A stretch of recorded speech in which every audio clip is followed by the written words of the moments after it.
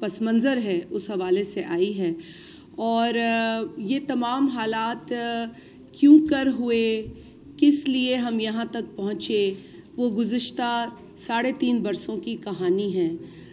بالخصوص اس دور میں جو حکومت ہے وہ لوگوں کے مسائل سے بالکل جو ہے وہ لا تعلق نظر آتی ہے۔ لوگوں کے جو پریشانیاں ہیں، جو ان کے جینوئن ایشوز ہیں، ان سے یہ حکومت باقاعدہ کہہ چکی ہے کہ ہمارا کوئی تعلق نہیں ہے، کیونکہ جب ملک کا وزیر اعظم یہ کہے کہ میں آلو اور ٹماٹر کے داموں کے لیے وزیر اعظم نہیں بنا تھا، تو وہ یہ صاف کہہ رہا ہے کہ میں یہ نہیں، مجھے یہ غرض نہیں کہ آپ نے کھایا یا نہیں کھایا، آپ کے بچے اسکول گئے یا نہیں گئے، آپ کو پانی ملا یا نہیں ملا، آپ کو گیس ملی یا نہیں ملی، آپ کو بجلی ملی یا نہیں ملی، مجھے اس سے کوئی غرض نہیں ہے، اور میں ان عوامی ایشوز کے لیے وزیر اعظم نہیں بنا۔ تو جب ملک کا وزیر اعظم اس نہج تک بیان دے تو لازمی ہے کہ عوام اس پر ٹکے کا اعتماد نہیں کر سکتی، عوام اس کو جھیل نہیں سکتے، کیونکہ عوام اپنی اس وقت جو زندگی ہے، جو حالات ہیں جس میں وہ اپنی زندگیاں گزار رہے ہیں، وہ اجیرن ہیں، وہ پریشان ہیں، وہ روز مرہ کی بنیاد پر دیکھ رہے ہیں کہ اس ملک کے اندر مہنگائی بڑھ رہی ہے۔ اب مہنگائی کیسے بڑھتی ہے؟ مہنگائی تو یہ نہیں ہے نا کہ مہنگائی کوئی ایک چارٹ ہے، ایک بورڈ ہے جس پہ لکھا ہے مہنگائی بڑھ گئی۔ مہنگائی بڑھتی ہے جب لوگ بازاروں کا رخ کرتے ہیں، وہ دیکھتے ہیں کہ ضرورت کی اشیاء کی قیمت کل کیا تھی، آج کیا ہے، اور آنے والے دنوں میں یہ بڑھتی جا رہی ہے۔ کوئی ریلیف پاکستانی عوام کو پچھلے 3.5 برسوں میں نہیں ملی۔ جو لوگ دعوے کرتے تھے کہ ہم ٹیکس کم کریں گے، ہم قرضے نہیں لیں گے، ہم کسی کے آگے بھیک نہیں مانگیں گے، کشکول لے کر نہیں جائیں گے، ہم بجلی کی لوڈ شیڈنگ ختم کر دیں گے، ہم لوگوں کے مسائل کو ایڈریس کریں گے، ہم نوکریاں دیں گے، ہم گھر بنائیں گے، آج وہ دعوے دھرے کے دھرے رہ گئے، بلکہ آج ملک کے اس قدر برے حالات ہیں جو پاکستان کی تاریخ میں شاید کبھی نہ ہوں۔ بتائے گا ہمارے مسائل کیا ہیں؟ کوئی باہر بیٹھا ہمیں بتائے گا کہ پاکستانی رو رہے ہیں، چلا رہے ہیں، چیخ رہے ہیں؟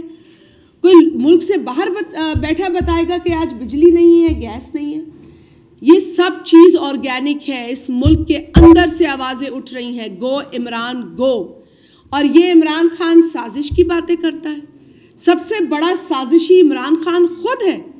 آپ کو یاد ہے جو انسان دوست مرحوم ایدھی صاحب، انہوں نے کیا کہا تھا عمران خان کے لیے؟ آپ کو یاد ہے؟ وہ انسان دوست شخص عبدالستار ایدھی اس دنیا میں موجود نہیں ہے، لیکن اسی ستار ایدھی کا بیان آن ریکارڈ ہے۔ پھر آپ کو یاد ہے کہ ان کو کن کن لوگوں نے، میرا خیال ہے وہ نظامی صاحب تھے، ایک ادا نذیر کو یاد ہوگا، ایک نظامی صاحب تھے، ایک ہاں بالکل حکیم سعید صاحب، کیسے بھول سکتے ہیں کہ انہوں نے اس شخص کو غیر ملکی ایجنٹ قرار دیا تھا، یہ بھی آپ کو یاد ہوگا۔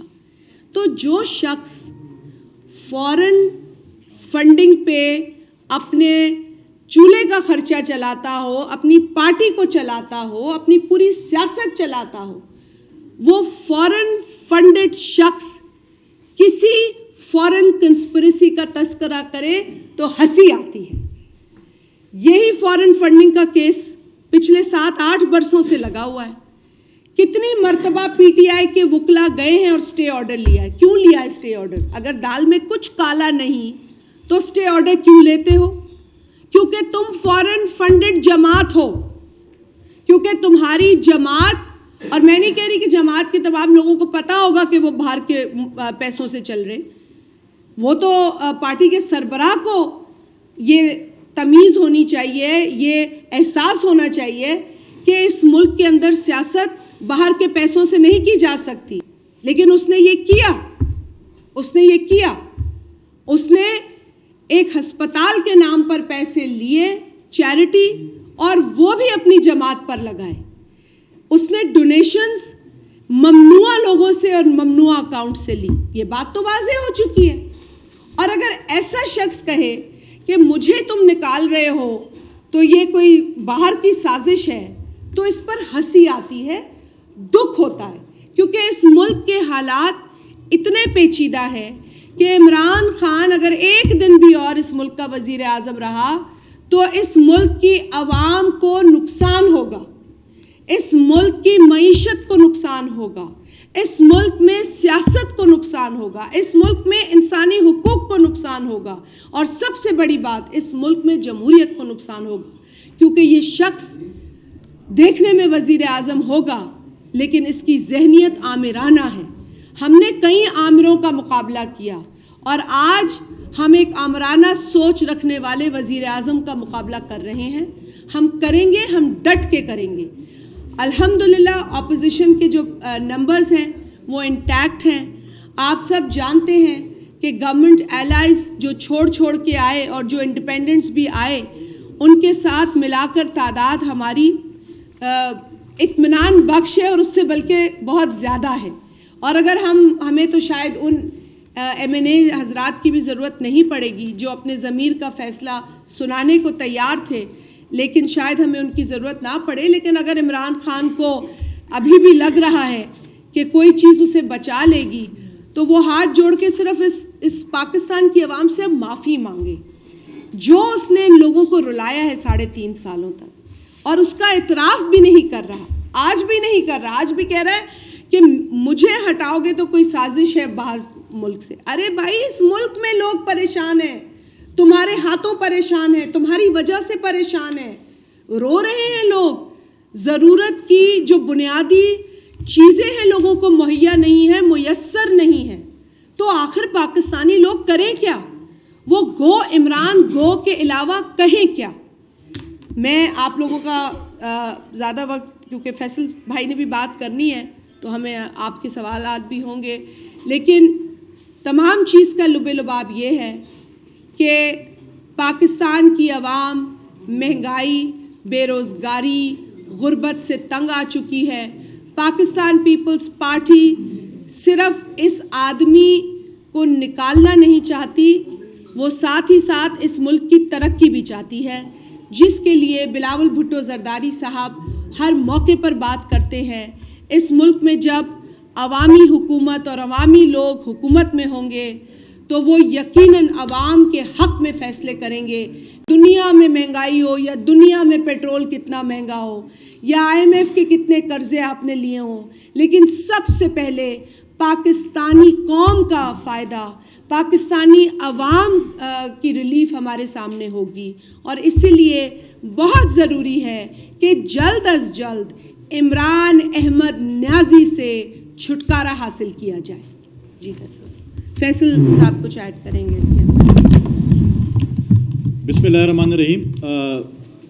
شازیہ مری صاحبہ نے بڑی تفصیل سے بات کی, میں بہت ہی مختصر بات کرنا چاہوں گا. ایک تو پاکستانی قوم کو بہت جلد خوشخبری ملنے والی ہے, اندھیروں کے دور سے نجات ملنے والی ہے. جس طرح کل آپ نے ہماری میٹنگ دیکھی سندھ ہاؤس میں, ہمارے پاس اس وقت اپنے الائز کے ساتھ 177 ممبرز موجود ہیں. اگر جو درس ہمیں عمران خان نے 22 سال دیا اخلاقیات کا درس جو میں دیا, تو اس میں تو یہ حق بنتا ہے کہ اخلاقی طور پر وہ استعفیٰ دے دیں.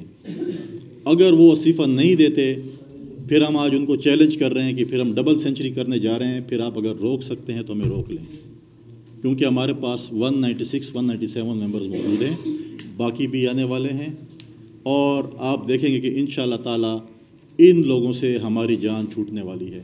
اب یہ ڈرامے, اب یہ فنکاریاں, کل سنا ہے کہ میڈیا کے لوگوں کو بلایا گیا تھا کہ خط دکھانے کے لیے, اور پھر اس میڈیا کو جن کی تالہ بندی یہ کر رہے تھے 4 سال, ان کے منہ پہ جو ہے تالے لگا رہے تھے کہ عمران خان کے خلاف جس نے بات کی تو اس کو آف ایئر کر دیا جائے گا, چینل کو آف ایئر کر دیا جائے گا. اب وہ ان میڈیا کے لوگوں کا سہارا ڈھونڈ رہے تھے.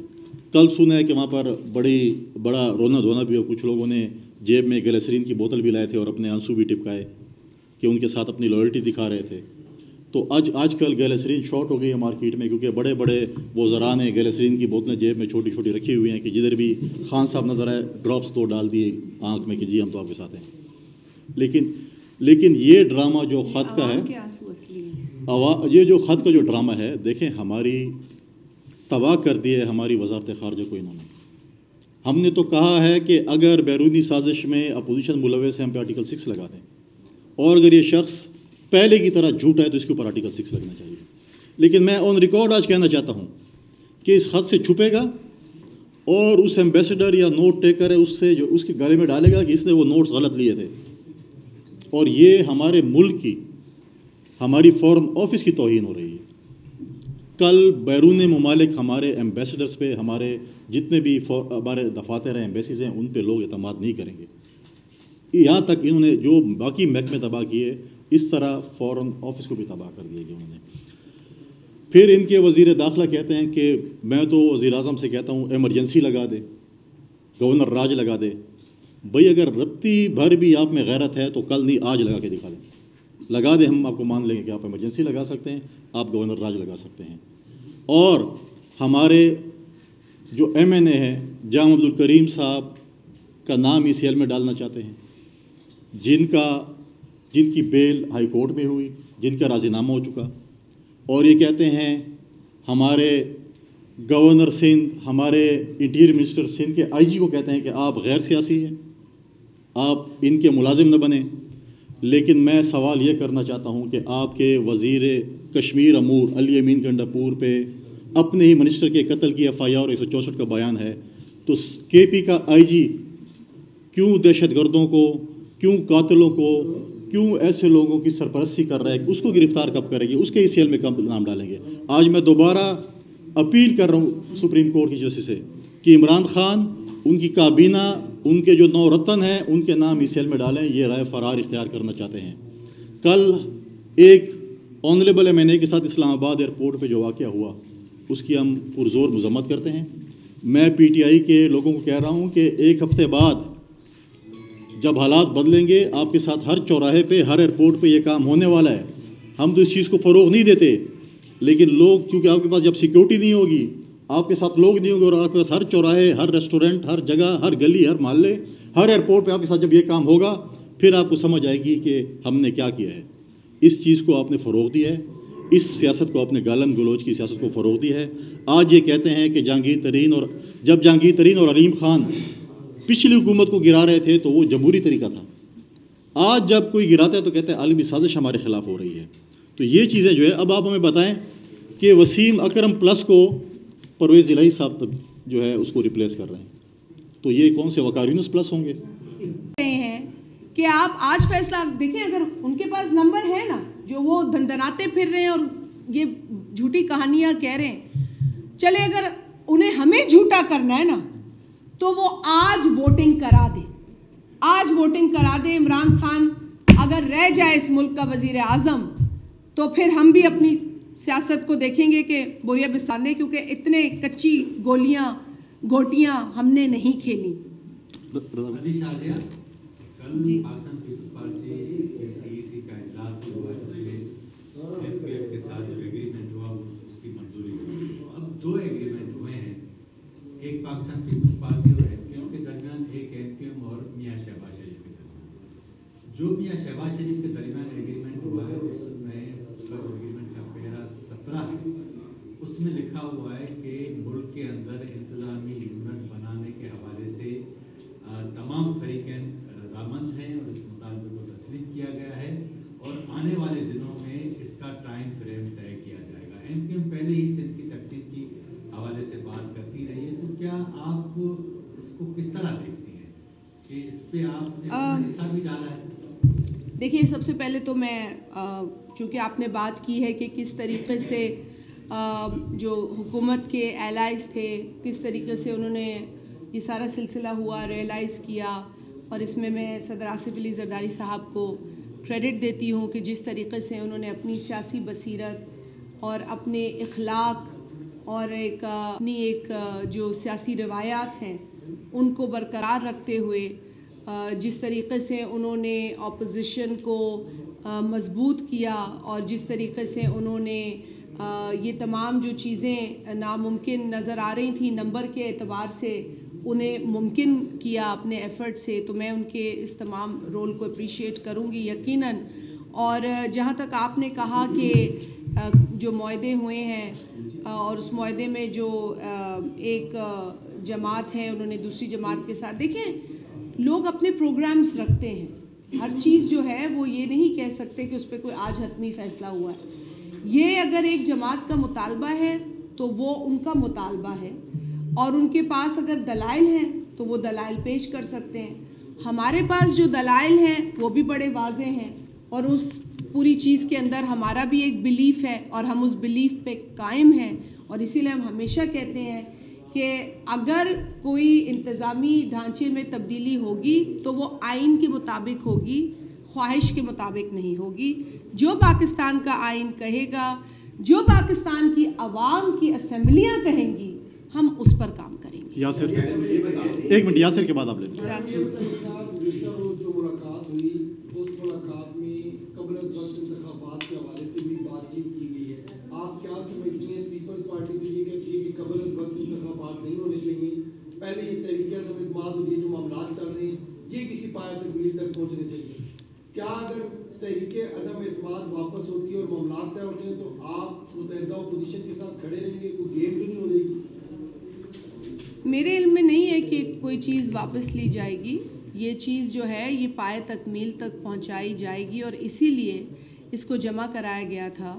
اور آپ کو علم ہوگا کہ جب بلاول بھٹو زرداری صاحب عوامی مارچ کو لے کر کراچی سے نکلے تھے تو ہر موقع پر وہ عمران خان کو یہ کہتے تھے کہ تم ریزائن کر دو اور باعزت راستہ اختیار کرو جانے کا، جس طریقے سے ایک سوال بھی ابھی کیا گیا تھا۔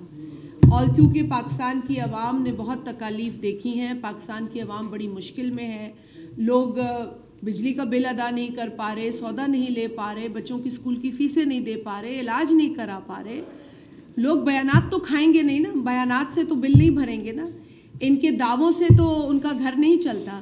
تو اسی لیے یہ کہا گیا تھا بلاول بھٹو صاحب کی جانب سے کہ آپ استعفیٰ دے دیں، لیکن جب یہ آپشن انہوں نے نہیں لیا تو بالآخر جو آئینی آپشن ہمارے پاس تھا تحریک عدم اعتماد کا، وہ تمام اپوزیشن جماعتوں کو قائل کیا گیا کہ کیونکہ ایک آپشن تو پہلے بھی رہا ہے جماعتوں کے پاس، لیکن اس آپشن پر جو کنوکشن بلاول صاحب کی تھی وہ کنوکشن کسی اور کی نہیں تھی، اور اسی کنوکشن کے تحت یہ جمع ہوا ہے، تو کنوکشن سے پیچھے نہیں ہٹا جاتا۔ اس میں ایک بات ایڈ کرنا چاہتا ہوں، کیونکہ جب یہ میچ ہارنے لگ رہے ہیں، کبھی یہ کہتے ہیں کہ 20 بندے جو ہے بیمار ہو جائیں گے، ان کو چپلی کباب کھلائے جائیں گے، شاید فوڈ پوائزن ہو جائے گا ان کو، اور کبھی کہتے ہیں کہ جی ارلی الیکشن ہو جائے گا۔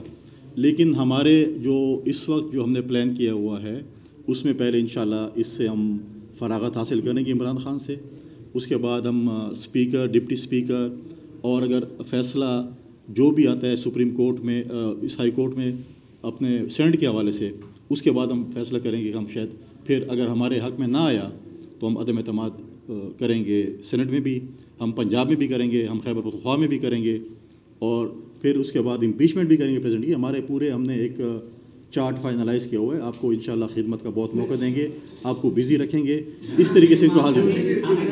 عثمان